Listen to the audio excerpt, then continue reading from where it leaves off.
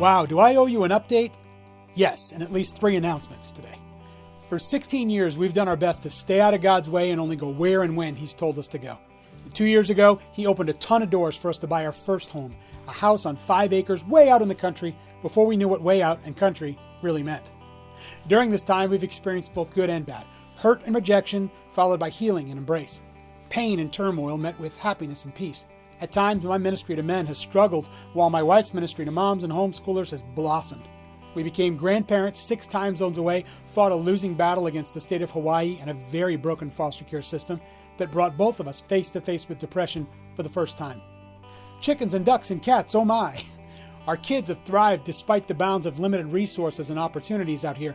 Jezreel playing piano and all of them singing for our church. Jovi placing second in a gymnastics tournament.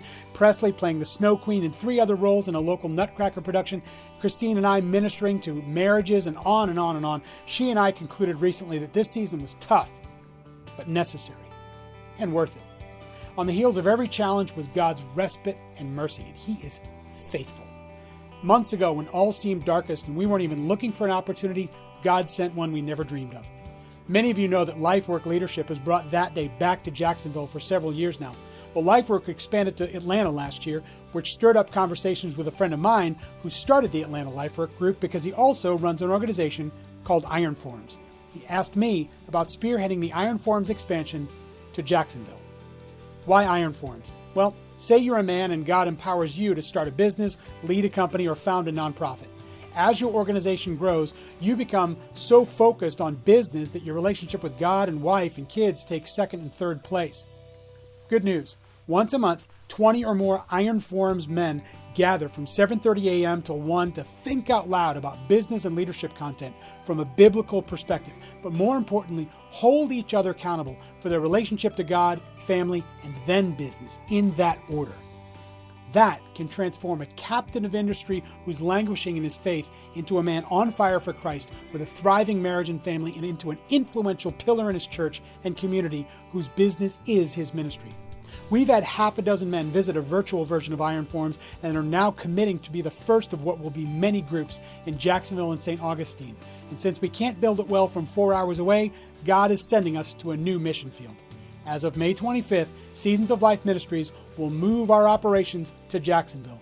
We will continue our one-on-one discipleship, but this faith at work portion of the ministry will now be focused on building and ministering to the men of Iron Forums. We will continue presenting that day shows throughout the Southeast to every church and leadership organization that'll invite us. Which brings us to our second announcement. If pastors and ministries leaders don't know about that day, how can they bring it to their church or event? Glad you asked.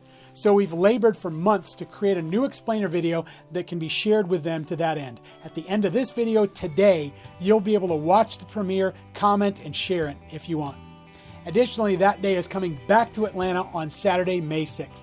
Plan B is the Vine Community Church in Cumming, but we're waiting on a call from Shadowbrook Church in Swanee as Plan A. And since we know that there will be a show, just not where, we want you to save the date and keep your eyes on thatday.info, Facebook, and LinkedIn for the final announcement. Now, this is not an ask video. There's no prayer points or donation links or calls to action, just keeping you in the loop. If you want to know more about how to pray for us this new season, email, call, or text.